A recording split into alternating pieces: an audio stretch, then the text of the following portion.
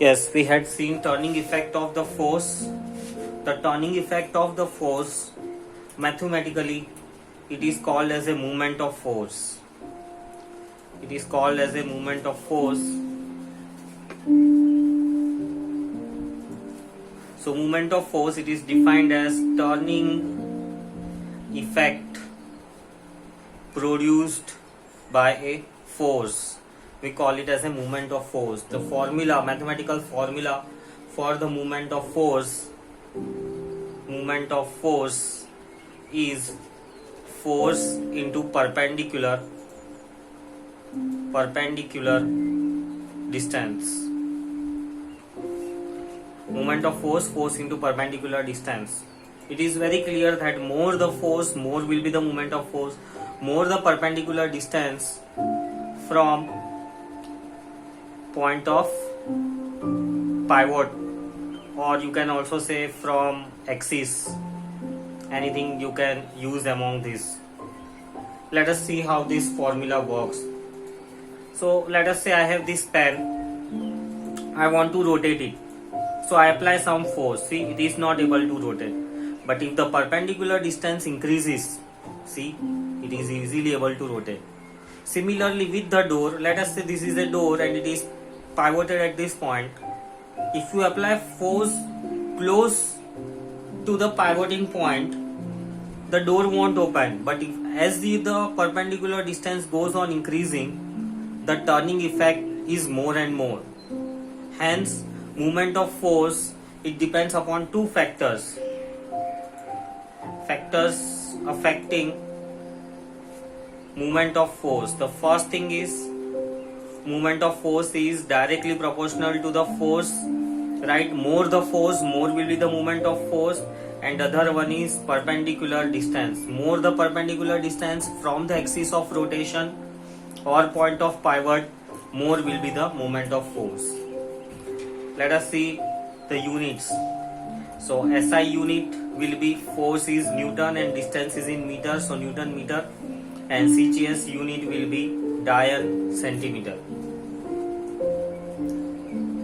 Next we have principle of moments. Principle of moments, it states that clockwise movement is equal to anti-clockwise movement. Let us see this. What does these words mean?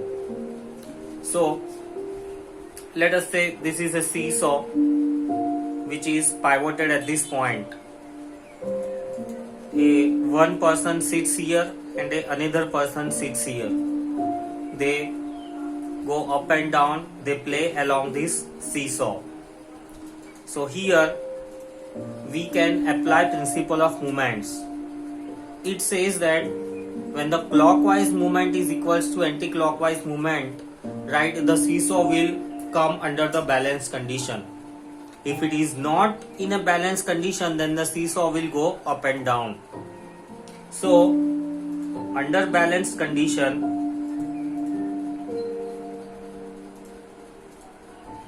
clockwise movement is equals to anti-clockwise movement. You can take any side as a clockwise and any other side is anti-clockwise. Let us say this boy is of the mass m1 and is sitting at a distance of x1. This is the another boy of the mass m2 sitting at a distance of x2. Then under a balanced condition, the movement on the one of the side, the movement is calculated as force into distance. So force into perpendicular distance will be equal to force into perpendicular distance. Using this concept, using this formula, you can calculate mass or distance of the other objects. We'll see some numericals based on this, based on the principle of moments. Next we have a parallel forces.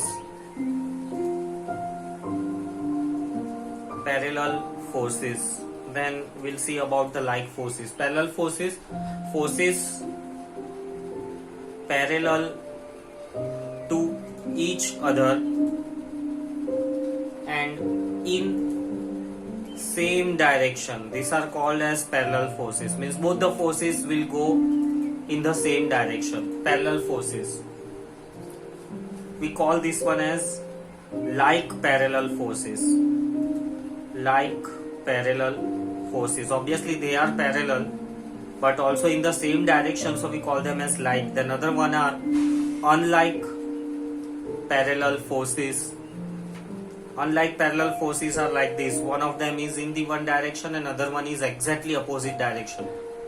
So forces in which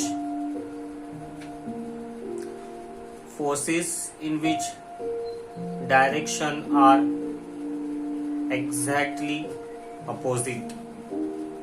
Please keep this in mind that in both the forces the magnitude are same.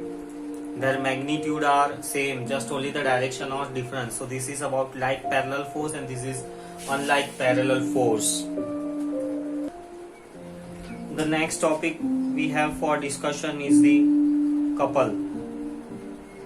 The word couple means like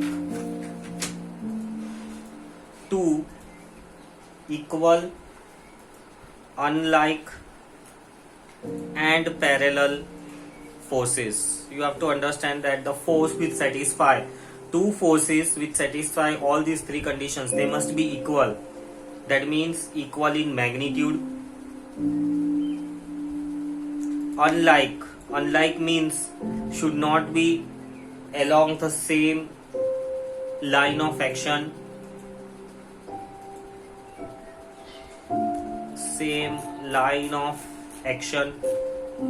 And obviously they must be parallel to each other.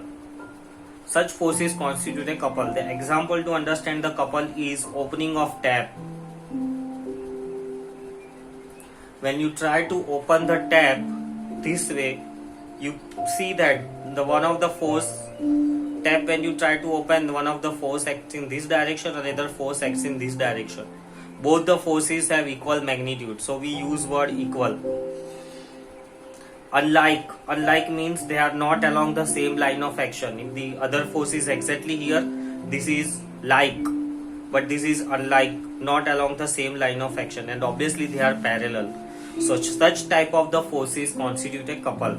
Equal in magnitude, not along the line of action, and they must be parallel to each other. Two equal, unlike and parallel forces constitute the couple. Best examples are the opening of tap. Then we have screwdriver. As we use a screwdriver to tighten the something, right? The fingers, the direction in which the fingers move will easily help you to identify such arrangement.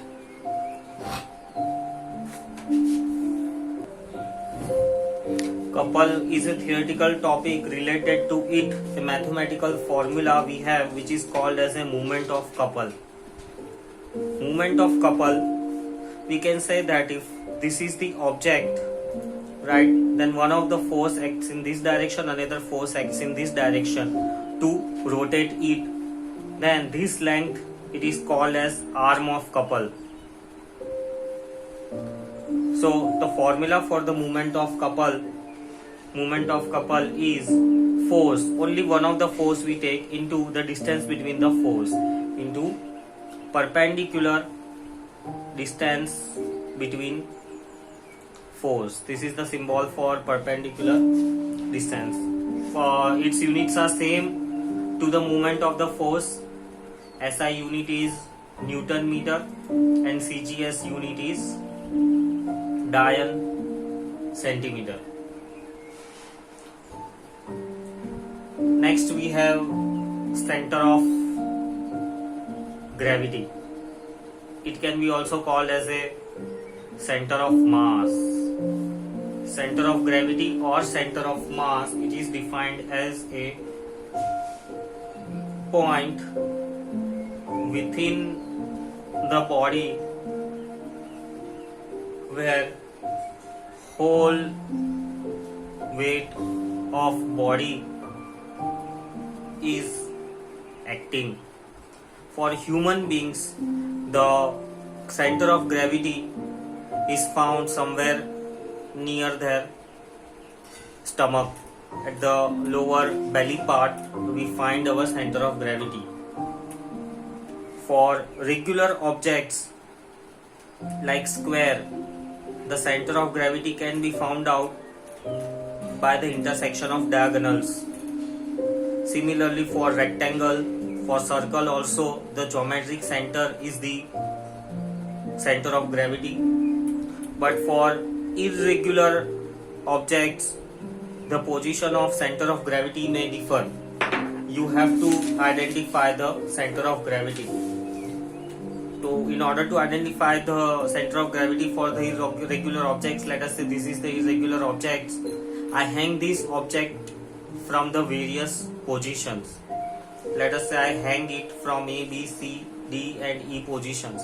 As I hang from the position A, right, I draw one vertical line. When I hang it from the position B, I draw another vertical line. So all these vertical lines, they meet at a point 2, and this meeting point, it is called as a center of gravity.